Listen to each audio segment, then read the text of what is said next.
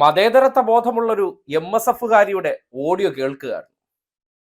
SFIയുടെ സ്ഥാനാർത്ഥിയായിട്ട് ക്യാമ്പസിൽ മത്സരിക്കാൻ നിൽക്കുന്ന ഒരു മുസ്ലിം പെൺകുട്ടിയോട് ഉപദേശം കൊടുക്കുകയാണ്. കേരളത്തിൽ വർഗീയതയില്ലാത്ത, സ്വത്വബോധമില്ലാത്ത, മതേതരത്വത്തിനു വേണ്ടി ഉറച്ചു നിൽക്കുന്ന MSFകാരിയുടെ ആ ഓഡിയോ കേട്ടിട്ട് കേരളത്തിലെ മതേതരത്വത്തിൽ വിശ്വസിക്കുന്ന മുസ്ലിം മതവിശ്വാസികൾ ഈ വിഷയവുമായി ബന്ധപ്പെട്ട് ശക്തമായിട്ട് പ്രതികരിക്കേണ്ട സന്ദർഭമാണ്.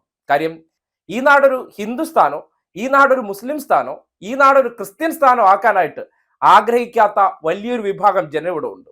ഒന്ന് ആലോചിക്കുക, പ്രവാചകന്റെ പേരും പറഞ്ഞ്, മതത്തിന്റെ പേരും പറഞ്ഞ് ക്യാമ്പസുകളിൽ പഠിക്കുന്ന സന്ദർഭത്തിൽ ഇമാതിരി പച്ച വർഗീയത പറയാൻ MSFന്റെ കുടക്കീഴിൽ നിൽക്കുന്ന പെൺകുട്ടികൾക്ക് ധൈര്യം ഉണ്ടാകുന്നുണ്ടെങ്കിൽ എന്താണ് നമ്മൾ വായിച്ചെടുക്കേണ്ടത്?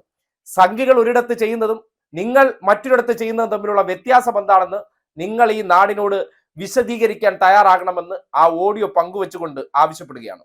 കമ്മ്യൂണിസ്റ്റ് പാർട്ടിന്റെ ഇതെന്ന് വെച്ചാൽ അതാണ്. പിന്നെ അവരെ ആശയം മതം മനുഷ്യനെ മയക്കുന്ന കറുപ്പാണ്. കറുപ്പ് മീൻസ് ലൈക്ക് കഞ്ചാവ് പോലത്തെ കറുപ്പ് എന്ന് പറയുന്നതിന്റെ ഇതാണ്. അപ്പം മതം എന്ന് പറയുന്നത് അവരെ ഇതിലതാണ്. അവർക്ക് മതവിശ്വാസം ഇല്ല.